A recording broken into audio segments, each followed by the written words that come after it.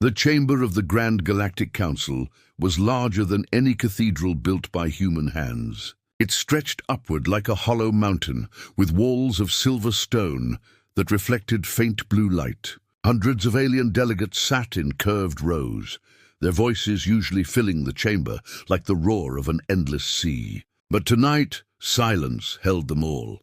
At the center, beneath the towering banners of countless species, a single message had just been delivered. It was not a rumor. It was not speculation. It was official. Humanity had chosen war.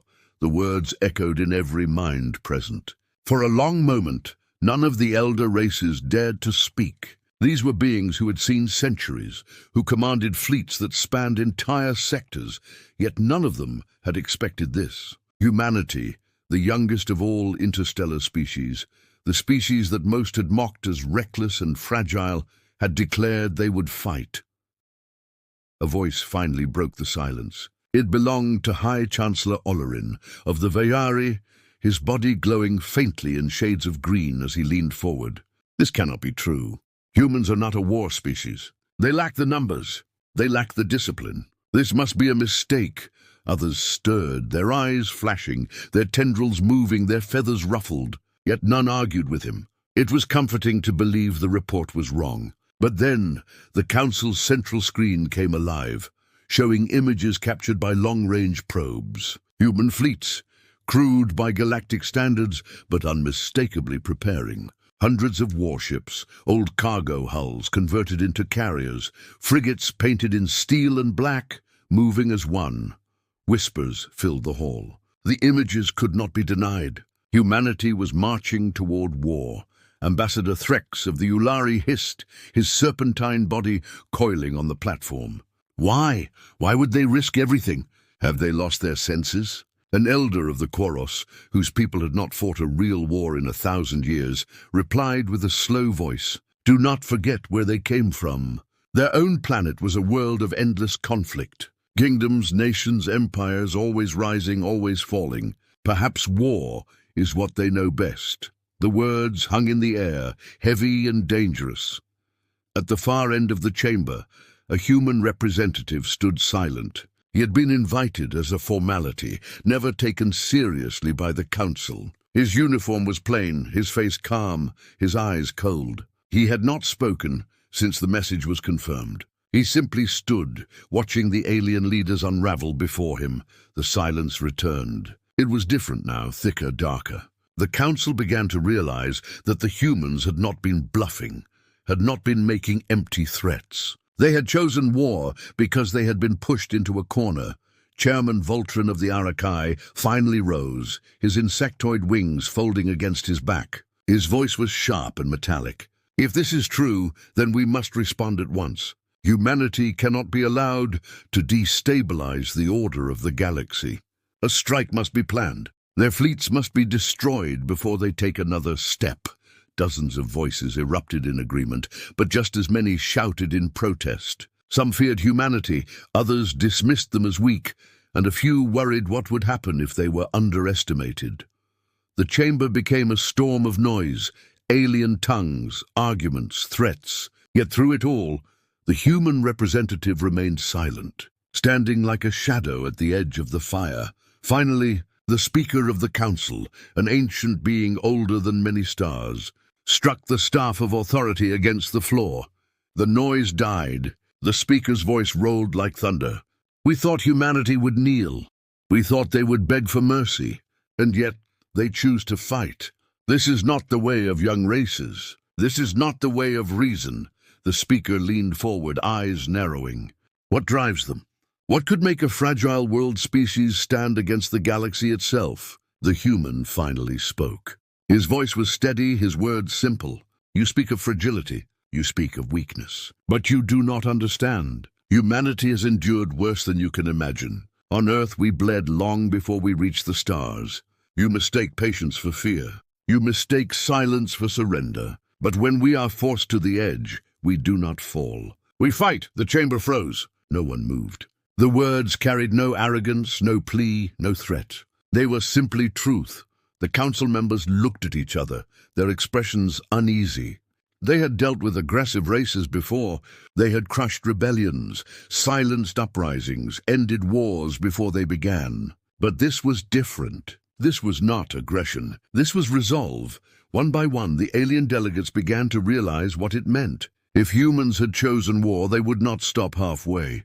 They would burn their own fleets before surrendering. They would fight with a fury no machine could predict. They would fight until either humanity was erased from the stars, or until the galaxy itself was reshaped by their hands. The silence returned once more. It was deeper now, almost suffocating. Every delegate in the chamber felt it, the weight of a future none of them had wanted. But all of them now feared. For the first time in centuries, the Council did not know what to do, and in that silence, humanity stood taller than ever before. Fear spreads across the stars. The news spread faster than any ship could travel. In every corner of the galaxy, whispers carried the same unbelievable truth. Humans had chosen war. It began with quiet discussions in dim marketplaces and crowded spaceports, then grew louder in military command stations and royal courts. Entire star systems buzzed with the question, why? For centuries, young races had risen, but all had bowed to the Galactic Council. It was the natural order.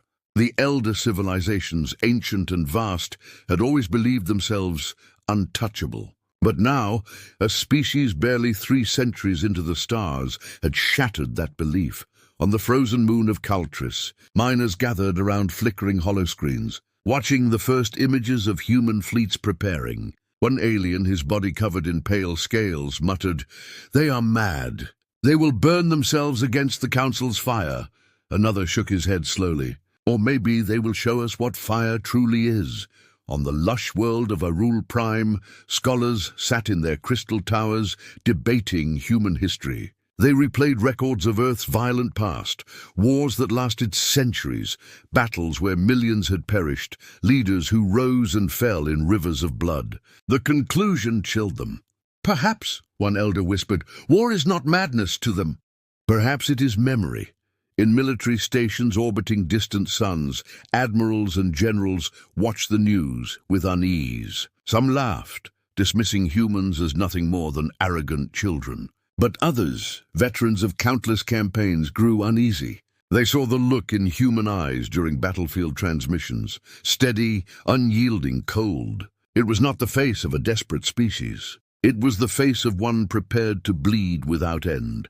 Back in the Grand Council chamber, fear was spreading like a shadow. Delegates who once argued with passion now sat in uneasy silence, replaying the human envoy's words. Each replay only deepened their dread. Ambassador Threx of the Ulari hissed again, his coils tightening. "We must not underestimate them.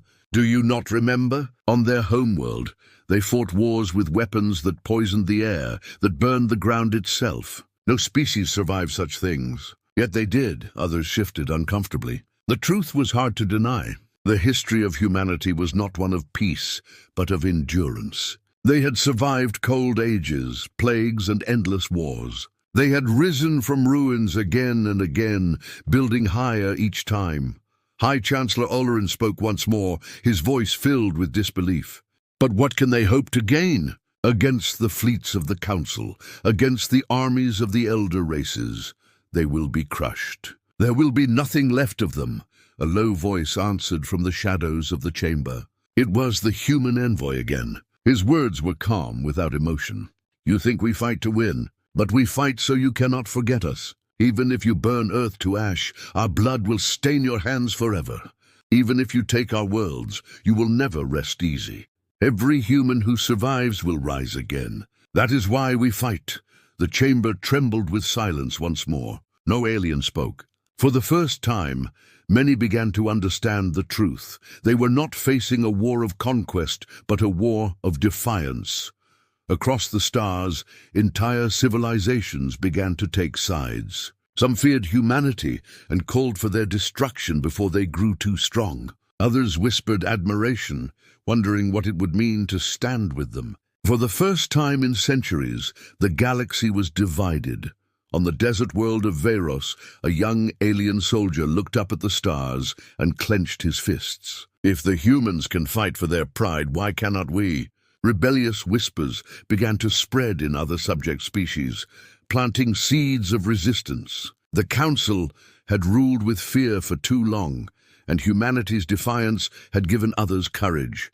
The Council knew this as well. If humanity's choice was not crushed quickly, it could ignite revolts across the galaxy. The very order of the stars was at stake, but crushing them was not proving simple. Scouts reported that human fleets did not move like other fleets. They did not follow predictable patterns. They disappeared into asteroid fields, reappeared from behind moons, and used tricks no one else dared attempt. Their ships were not the largest nor the most advanced, but they were dangerous. Every vessel was a weapon, every crew willing to sacrifice.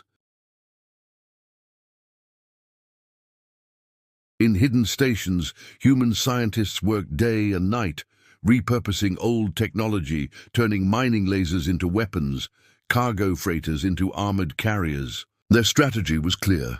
They would use everything, risk everything. Fear was no longer just in the council chamber. It was spreading into the very hearts of the elder races. For the first time in living memory, the mighty civilizations looked at a younger species and wondered, what if they cannot be defeated? The Speaker of the Council summoned a secret gathering. Only the most powerful leaders attended. The room was dark, the air heavy with dread. We must destroy them quickly, the Speaker commanded. If we hesitate, the humans will infect the galaxy with their defiance. But hesitation had already taken root. Many leaders whispered in private that they feared what such a war would cost. Others remembered the words of the human envoy, the steady promise of endless resistance. In the silence of that secret chamber, a chilling realization came. Humanity had already won something far more powerful than a battle. They had planted fear in the hearts of the galaxy, and as every world turned its eyes to the stars, waiting for the first true clash, one thought echoed across countless minds. If the humans were willing to fight, perhaps the galaxy itself would never be the same again. The first clash, the frontier system of Dresnor, was quiet for centuries. Its twin suns glowed red and gold, casting long shadows across empty deserts and frozen moons. But that peace ended the day the first human fleet arrived. Alien scouts had already warned the Council. Humans were moving ships into Dresnor space. It was an act of defiance, an open challenge. The Council wasted no time. They sent 3 fleets, each one larger than all the human ships combined. To the elder races, the outcome was certain. The humans would be crushed quickly. Their rebellion burned away like dust in a storm. The alien admirals stood on the bridges of their great flagships, calm and confident. They saw the human ships waiting near the edge of the system, old freighters, warships built from broken parts, engines glowing unevenly. To them it looked pitiful. One commander laughed. This is their army? Scrap metal and wishful thinking? But appearances were deceptive. The battle began with a flash.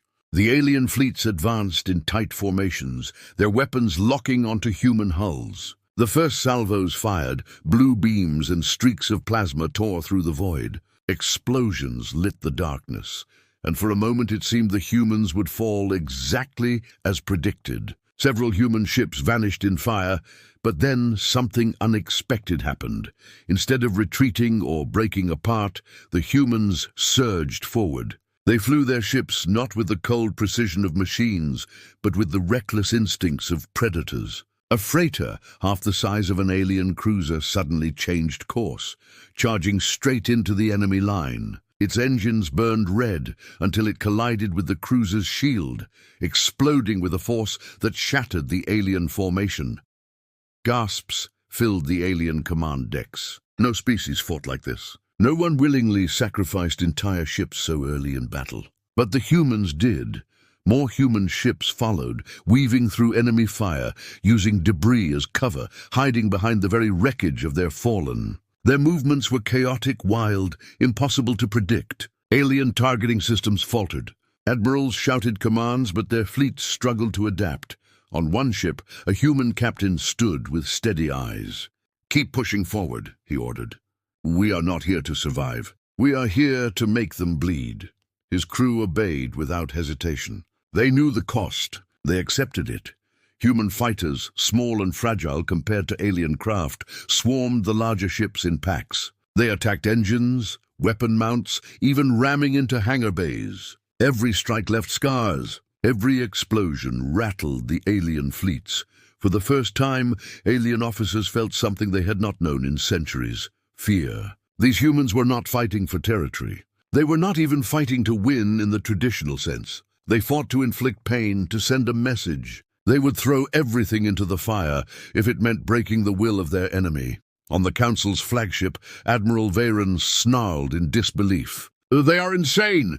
They are burning themselves alive!" His second-in-command whispered, voice trembling, "And yet, they are still advancing." Hours passed. The battle raged across the Dreadnought system, fire lighting the void like 1,000 dying stars. For every human ship destroyed, another surged forward to strike at close range. Alien cruisers fell back, not from heavy damage, but from the unshakable terror of unpredictable enemies. Their perfect formations shattered under the chaos.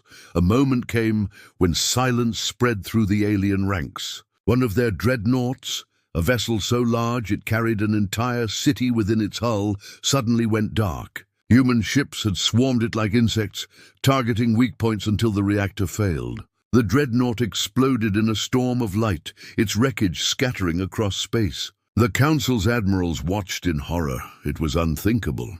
The humans had destroyed a dreadnought. No young race had ever done such a thing.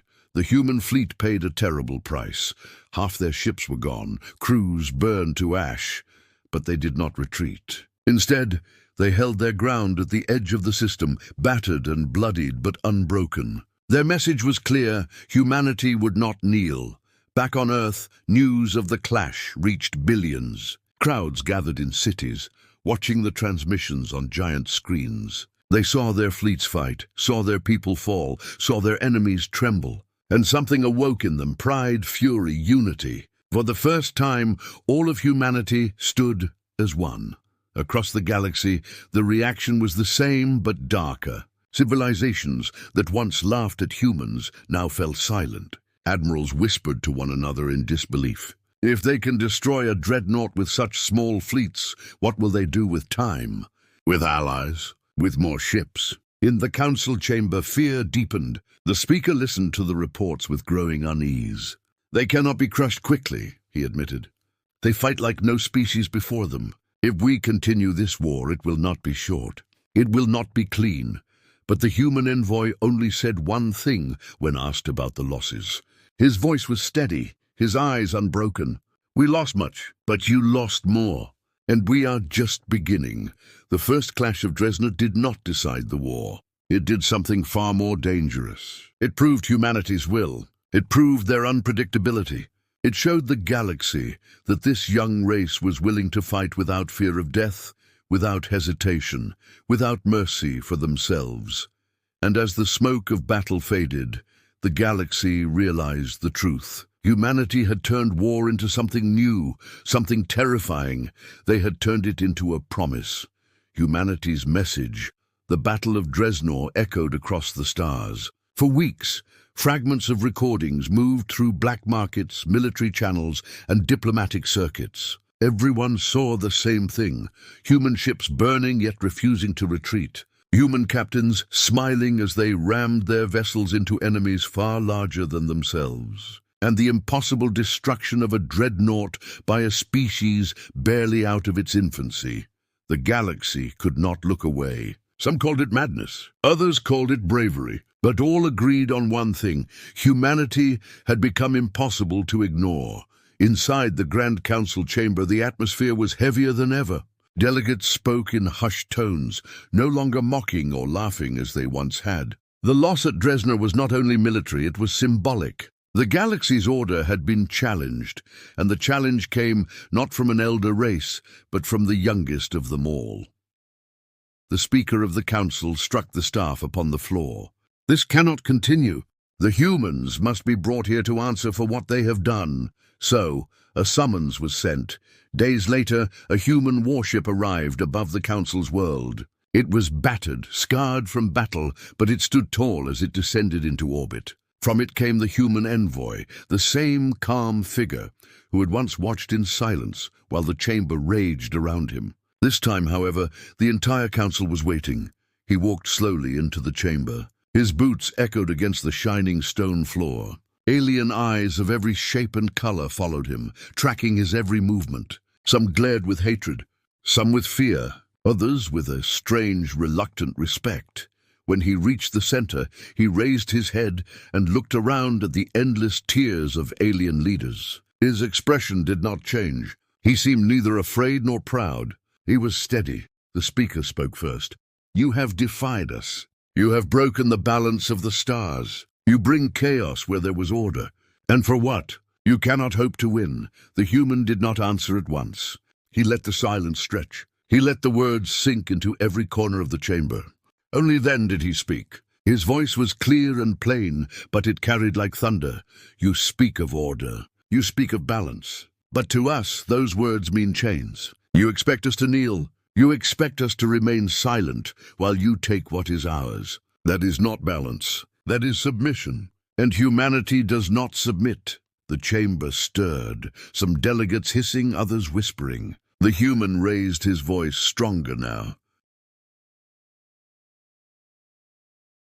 "You thought we were weak because we are new to the stars, but weakness is not in our nature. On Earth, we endured ice ages, plagues, famine, and endless wars. We destroyed ourselves 100 times and still rose again. You call us reckless. We call it survival." A delegate of the Ulari shouted from the upper tiers. "Your fleets will burn. Your people will suffer until there is nothing left. Is that survival?" The human turned his gaze upward. "If it takes 1,000 years of blood, we will still rise. If every city falls, we will rebuild in the ashes. You think war will break us, but war is the forge that shaped us. It is where we are strongest." The words struck the chamber like a blade. Delegates shifted uneasily, realizing the envoy was not pleading. He was not negotiating. He was declaring. He stepped closer to the center and continued. "You say we cannot win. Perhaps you are right. Perhaps you will crush our fleets, burn our colonies, erase our names from your records. But even then we will win, because every time you look into the dark, you will see us. Every time you try to sleep, you will remember us. Even in death we will haunt you. That is our message.